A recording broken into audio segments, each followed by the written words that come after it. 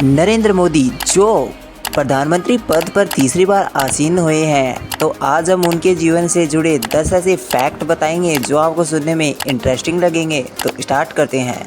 Number 10, प्रधानमंत्री मोदी का जन्म 17 सितंबर 1950 को गुजरात के वडनगर में हुआ था। प्रधानमंत्री के पिता दामोदर दास मूलचंद मोदी की वडनगर स्थित रेलवे स्टेशन पर चाय की दुकान थी। बचपन में हर कोई प्यार से उन्हें नरिया कहकर बुलाता था। नंबर 9, नरेंद्र मोदी बचपन में साधु संतों से प्रभावित हुए। वे बचपन से ही सन्यासी बनना चाहते थे। सन्यासी बनने के लिए मोदी स्कूल की पढ़ाई के बाद घर से भाग गए थे। इस दौरान मोदी पश्चिम बंगाल के रामकृष्ण आश्रम सहित कई जगहों पर घूमते रहे। हिमालय में कई महीनों तक साधुओं के साथ रहे। 2 साल बाद जब यह हिमालय से वापस लौटे तब उन्होंने सन्यासी जीवन त्यागने का फैसला लिया। हिमालय से लौटने के बाद मोदी ने अपने भाई के साथ मिलकर अहमदाबाद के कई स्थानों पर चाय की दुकान भी लगाई। उन्होंने हर कठिनाइयों को सहते हुए चाय बेची।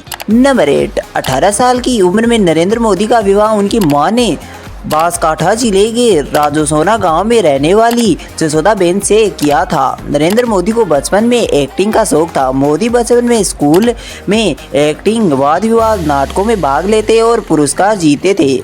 एनसीसी में भी शामिल हुए थे।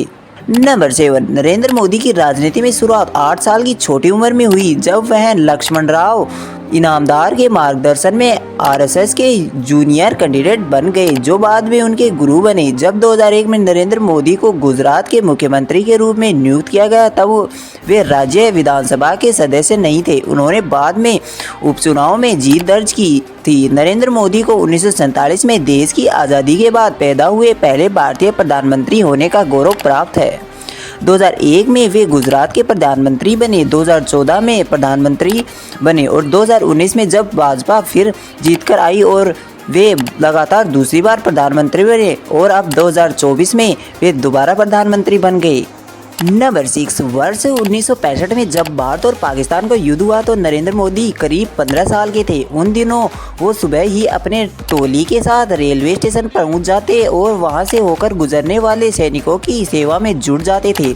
इसी तरह 1967 में जब गुजरात में भयंकर बाढ़ आई तो नरेंद्र मोदी अपने साथियों के साथ बाढ़ पीड़ितों की मदद में जुट गए थे। नंबर 5, आरएसएस से जुड़ने के बाद नरेंद्र मोदी ने नमक और तेल खाना बंद कर दिया था। इससे उनकी मां और भाई डर गए कि कहीं नरेंद्र मोदी फिर से साधु बनने तो नहीं जा रहे हैं। नरेंद्र मोदी बचपन से ही आरएसएस से जुड़े हुए थे। 1998 में दीपावली के दिन गुजरात आरएसएस के पहले प्रांत प्रचारक लक्ष्मणराव इनामदार उर्फ वकील साहब ने नरेंद्र मोदी को बाल स्वयंसेवक की शपथ दिलाई थी। नंबर 4, मोदी आरएसएस के शाखाओं में जाने लगे। मोदी ने आरएसएस के बड़े शिविरों के आयोजन में मैनेजमेंट का हुनर खूब दिखाया। आरएसएस नेताओं का ट्रेन और बस में रिजर्वेशन का जिम्मा उन्हीं के पास होता था। लेकिन जब मोदी ने चाय की दुकान खोली तो शाखाओं में उनका आना जाना कम हो गया। नरेंद्र मोदी का मैनेजमेंट और उनके काम करने के तरीकों को देखने के बाद आरएसएस ने उन्हें बड़ी जिम्मेदारी देने का फैसला कर लिया।